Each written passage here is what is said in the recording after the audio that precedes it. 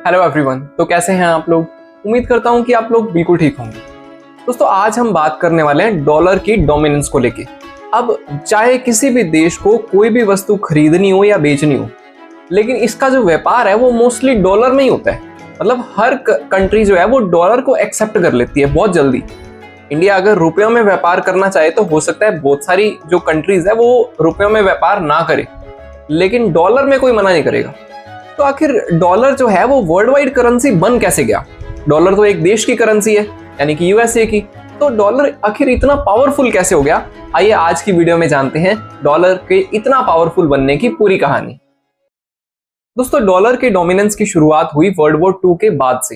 हालांकि gold standard पहले से भी चल रहे थे, लेकिन मैं उसके इतने डीप में नहीं जाऊंगा। मैं आपको एक आसान शब्दों में समझा रहा हूं।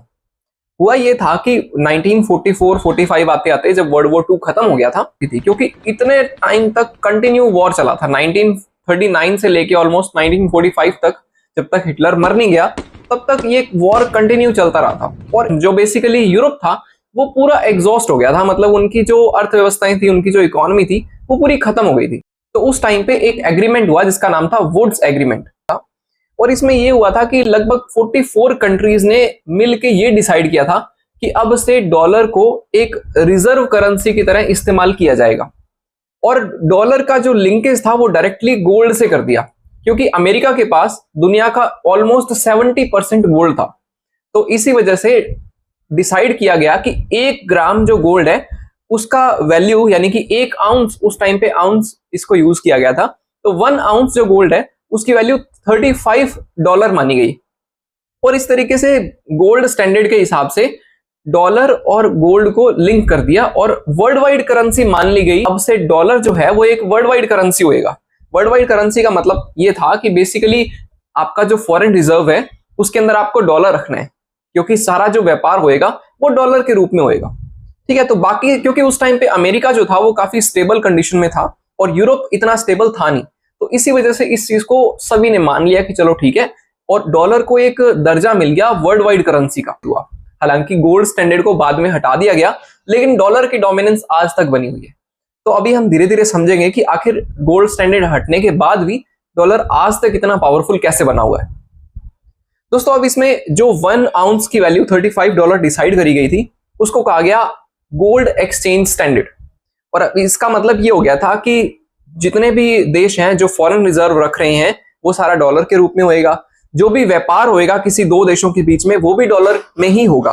और पहली बार कोई ऐसा करेंसी था जिसको कि अंतरराष्ट्रीय मुद्रा का दर्जा मिल गया था किसी देश की करेंसी को। तो ये बहुत बड़ी बात थी उस टाइम के हिसाब से, और यही रीजन था कि डॉलर अल्टीमेटली फिर इतना ज्यादा पावरफुल हो गया और यहीं से डॉलर के डोमिनेंस की नींव पड़ गई। दोस्तों, अब आगे बात आती है कि आखिर ये गोल्ड स्टैंडर्ड हटा क्यों।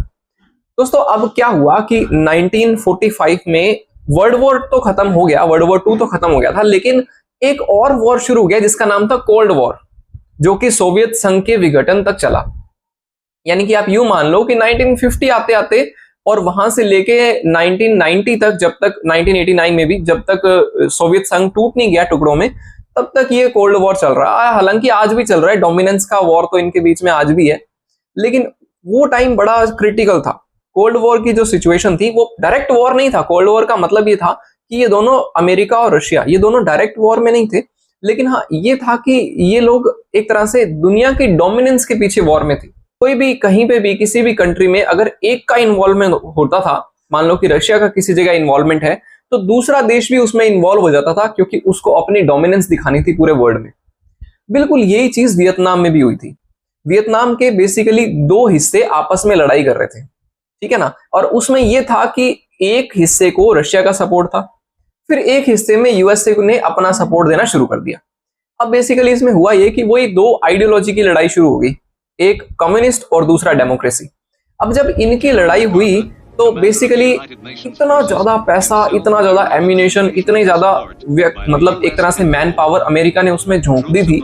अब 1971 के अंदर जब अल्टीमेटली अमेरिका को महसूस होने लग गया कि होने ये लग गया था कि उन्होंने डॉलर ज्यादा छाप दिए थे, इतना गोल्ड था नहीं देश के पास, क्योंकि अब आप अगर किसी वॉर में हो तो पैसा ज्यादा चाहिए, और पैसा चाहिए तो आपने क्या किया, आपने डिसाइड तो ये किया था कि गोल्ड की जितनी वैल्यू होगी उतना ही पैसा छापा जाएगा। लेकिन इतना ज्यादा पैसा छाप दिया था आपने क्योंकि वॉर के अंदर पैसा लग बहुत रहा था। तो उससे क्या हुआ था कि ये जो स्टैंडर्ड था ये काम का रहा नहीं था, क्योंकि आपको दिक्कत आ रही थी। आप इसको कैसे इवेल्युएट करोगे, क्योंकि आपके पास गोल्ड तो है नहीं और उसके एवज में पैसा है, तो आप इसको इवेल्युएट ही नहीं कर पा रहे कि मतलब उसकी वैल्यू कितनी बची है। तो इसी वजह से अमेरिका को गोल्ड स्टैंडर्ड हटाना पड़ा।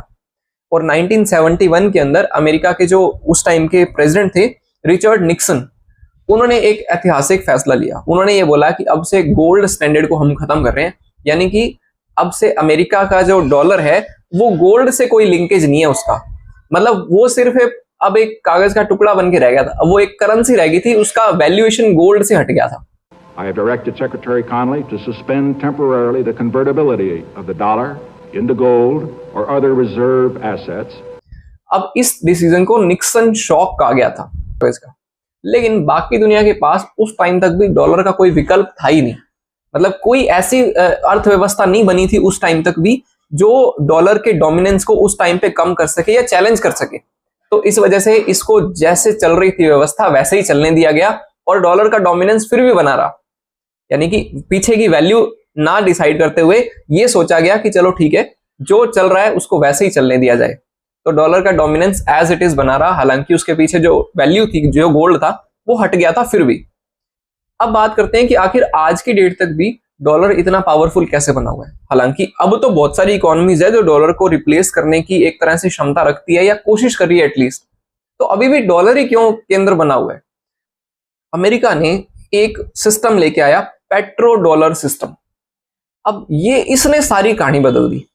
अब हुआ ये कि उस टाइम पे जो ओपेक कंट्रीज थी, जो बेसिकली जो खाड़ी देश हैं जहां पे कि ऑयल का प्रोडक्शन होता है, तो उन देशों के साथ अमेरिका ने एक समझौता कर लिया 1973 के अंदर। मतलब ये बहुत एक तरह से मास्टर स्ट्रोक था ये। अमेरिका ने बोला कि हम आपको प्रोटेक्शन देंगे, आपको मतलब हथियार देंगे, आपको हर तरीके से हम लोग प्रोटेक्ट करेंगे, बदले में आपको एक काम करना है। काम ये करना है कि जो भी तेल का व्यापार आप कर रहे हो ना, वो आपको डॉलर से ही करना है और कोई करेंसी आप यूज नहीं करोगे। अब उन देशों के पास उस टाइम पे इतने ज्यादा मतलब एडवांस वेपन्स और ये सब चीजें, मतलब मिलिट्री की एक तरह से ये सब चीजें नहीं थी, तो उन्होंने इस चीज को एक्सेप्ट कर लिया। और जब एक्सेप्ट कर लिया तो ऑयल तो हर देश को खरीदना है, एनर्जी एक ऐसी चीज है जिसकी जरूरत हर किसी को है, तो ऑयल हर देश को खरीदना है। तो इस वजह से धीरे धीरे बाकी जो सारी कंट्रीज थी उनके लिए एक ऑब्लिगेशन हो गया कि आपको डॉलर को रखना ही पड़ेगा अपने फॉरेन रिजर्व में अगर आपको ऑयल खरीदना है तो। और ऑयल जाता था ऑलमोस्ट सारे खाड़ी देशों से। अब अगर खाड़ी देशों से ऑयल जा रहा है तो आपको डॉलर चाहिए, तो इसी वजह से डॉलर की डोमिनेंस फिर से मजबूत होगी। मतलब बेसिकली IMF जो हो गया, या फिर जो वर्ल्ड ट्रेड ऑर्गेनाइजेशन हो गया, या फिर जो वर्ल्ड बैंक हो गया, ये जो सारी ऑर्गेनाइजेशन है ये भी यूएसए को हेल्प कर रही है डॉलर की डोमिनेंस बनाए रखने। IMF है या फिर वर्ल्ड बैंक है, वर्ल्ड ट्रेड ऑर्गेनाइजेशन है, ये सारी की सारी किसमें लेन देन करती है, कौन सी करेंसी में लेन देन करती है। अभी आपने सुना होगा बिलियंस ऑफ डॉलर का लोन मिला है पाकिस्तान को, कौन सी करेंसी में मिला है? आपको क्या लग रहा है पाकिस्तान की करेंसी में देंगे? बिल्कुल नहीं, इन्होंने डॉलर की करेंसी में यूज किया है। तो बेसिकली ये जो संस्थाएं हैं ये सारी की सारी डॉलर को ही अपना मेन करेंसी मान के चलती है। किसी को भी कोई लोन देना है या फिर वो लोन रीपे कर रहा है, ये दोनों ट्रांजैक्शन किस में होते हैं? डॉलर में ही होते हैं। तो यानी कि डॉलर की डोमिनेंस कम कैसे होगी जब आप बेसिकली इतनी बड़ी बड़ी ऑर्गेनाइजेशन है ये, और ये मतलब देश जो होते हैं जब उनको जरूरत पड़ती है तो वो लोन लेते हैं वहां से। जब उनको ही पैसा डॉलर के रूप में मिल रहा है तो फिर डॉलर की डोमिनेंस कम कैसे हो सकती है? होएगी नहीं कम। 2024 में दुनिया की जो टोटल जितना भी फॉरेन रिजर्व है उसमें से 59%, ऑलमोस्ट 60% मान लो आप, वो अमेरिकन डॉलर के रूप में है। ऑब्वियसली होगा ही। और उसके बाद अमेरिका की जो GDP है 28 ट्रिलियन, वो दुनिया में सबसे बड़ी है। तो ऑब्वियसली फिर डॉलर, क्योंकि जब तक वो देश टिका हुआ है तब तक डॉलर की डोमिनेंस, मैंने बोला ना आपको, टिकी हुई है। और उनकी जो मल्टीनेशनल कंपनीज है ये भी एक बहुत इंपॉर्टेंट रोल अदा करती है। अब एप्पल है या माइक्रोसॉफ्ट है या फिर गूगल है, अमेजोन है, ये जो सारी है ये सारी कंपनीज डॉलर में लेन देन कर रही है, ठीक है ना। तो बड़े जो ट्रांजैक्शन है इनके वो सारे डॉलर में हो रहे हैं। तो इसका मतलब ये हुआ कि कहीं ना कहीं डॉलर की डोमिनेंस इनकी वजह से भी है। और थोड़ी सी बात करें तो जो भी हार्वर्ड है, MITs हैं, ठीक है ना, ये सारे के सारे ये भी मतलब एक तरह से उनकी जो जितनी भी संस्थाएं है ना वो सारी वर्ल्ड वाइड राज कर रही है। तो कहीं ना कहीं ये भी एक जरिया है डॉलर की डोमिनेंस को बनाए रखने का। जब आपके इंस्टीट्यूशंस इतने पावरफुल हैं, आपकी कंपनीज इतनी पावरफुल है, तो ऑब्वियसली आपकी जो करेंसी है जो उनको बैक कर रही है वो भी पावरफुल ही होगी। 2008 का एक एग्जांपल देता हूं आपको। 2008 में जो रिसेशन आया तो उस टाइम पे डॉलर को ही सेफ हेवन मान के बाकी सारी जो कंट्रीज थी वो उसमें इन्वेस्ट कर रही थी। बेसिकली होता ही है, इन्वेस्ट करने का मतलब ये होता है कि गवर्नमेंट को पैसा देके बॉन्ड ले लेती है या फिर डॉलर को फॉरेन रिजर्व में रख लेती है। तो इससे ये होता है कि अपने ये मान के चल रहे हैं कि भाई डॉलर की वैल्यू कभी गिरेगी नहीं, या फिर मतलब जब तक ये संकट है तब तक डॉलर को ही सेफ हेवन माना जाए, यानी कि उसी में इन्वेस्ट किया जाए। तो बेसिकली कंट्रीज अपना फॉरेन रिजर्व बढ़ा लेती है या फिर उनके जो बॉन्ड्स होते हैं उनमें इन्वेस्ट करती है, जो गवर्नमेंट बॉन्ड्स होते हैं, ताकि हमारा पैसा डूबे ना। अब आज के टाइम पे इसको कौन कौन से चैलेंजेस हैं और इसका फ्यूचर क्या है, इस पे भी थोड़ी बात कर लेते हैं। हालांकि जो डॉलर है वो आज भी किंग है, no doubt in that, but फिर भी कुछ देश हैं जो कि डॉलर को चैलेंज कर रहे हैं, जैसे कि चीन। अब चीन चाह रहा है कि जो युआन उनकी जो करेंसी है वो डॉलर की जगह ले ले। अब बेसिकली इसके लिए कई बायलैटरल एग्रीमेंट भी हुए हैं। कुछ देशों ने ये भी एक्सेप्ट किया है कि हम आपसे आप ही की करेंसी में व्यापार करेंगे, यानी कि जैसे मान लो कि चीन अगर इंडिया से व्यापार कर रहा है या फिर किसी और देश से, इंडिया ने तो हालांकि ये एक्सेप्ट नहीं किया होगा अभी तक, लेकिन और भी कई देश होंगे जिन्होंने कि ये एक्सेप्ट किया होगा कि भाई हम आपसे अगर हम व्यापार करें तो युआन में कर लेंगे। तो बेसिकली उस जगह डॉलर रिप्लेस हो गया ना। पहले तो वो डॉलर में कर रहे थे लेकिन अब युआन में कर रहे हैं, तो डॉलर का रिप्लेसमेंट हो गया।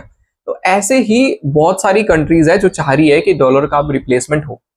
अब इंडिया और रशिया जो ऑयल का ट्रांजैक्शन कर रहे हैं, तो इंडिया ने रशिया के साथ यही तो किया है। अभी रशिया पे तो सैंक्शन लगे हुए हैं, तो रशिया को अब आपने ऑयल तो ले लिया लेकिन पेमेंट कैसे करोगे? तो फिर इंडिया ने बोला कि चलो ठीक है, हम आपको रुपये में पेमेंट करेंगे। अब रशिया ने रुपये में पेमेंट ले भी लिया, तो रुपये की तो वर्ल्ड वाइड अभी मतलब डोमिनेंसी नहीं है। रुपये का इतने सारा जो पैसा रशिया के पास इकट्ठा हो गया, वो उसका रशिया करेगा क्या? फिर रशिया जाएगा मार्केट में, वो ढूंढेगा कि हम भी कोई हमें रुपए के बदले में कोई करेंसी दे दे, ऐसी करेंसी जो कि वर्ल्ड वाइड चले। तो फिर वो कतर या यूएई या फिर ऐसी किसी कंट्री के पास जाएगा और उनको बोलेगा कि चलो ठीक है भाई, आप ये रुपये रखो और इसके बदले में हमें आपकी करेंसी दे दो, ठीक है ना? क्योंकि इंडिया का आपके साथ व्यापार अच्छा खासा होता है, तो आप रुपये उसमें यूज कर लेना और आप हमें इसके बदले में अपनी करेंसी दे दो ताकि हम आगे काम चला। अब ये कंट्रीज डॉलर को रिप्लेस करने की कोशिश तो कर रही है, लेकिन ये कर पाएगी या नहीं अभी ये थोड़ा सा डिल्यूजनल है, क्योंकि जिसकी डोमिनेंस इतनी ज्यादा है, जो इकोनॉमिकली इतना स्ट्रांग है, उसकी करेंसी को हटा पाना इतना आसान नहीं है। अब डी डॉलराइजेशन शब्द भी आपने इस टाइम पे काफी बार सुना होगा। उसका मतलब बेसिकली यही है कि डॉलर को रिप्लेस करके किसी और करेंसी को वर्ल्ड वाइड करेंसी बनाया जाए, ठीक है ना? और अभी मतलब हालांकि इसको बना पाना पॉसिबल होगा या फिर नहीं होगा, ये डिपेंड करता है कि आगे चल के अमेरिका की इकोनॉमिक कंडीशंस कैसी रहती है। आई होप कि मैंने जो वीडियो बनाया है वो आपको अच्छा लगा होगा, जितने भी कॉन्सेप्ट बताए हैं वो अच्छे से समझ भी आए होंगे। मैं ट्राई कर रहा हूँ कि अच्छे से अच्छे टॉपिक्स आप तक लाए जा सके ताकि आपको भी अच्छी से अच्छी नॉलेज मिलती रहे।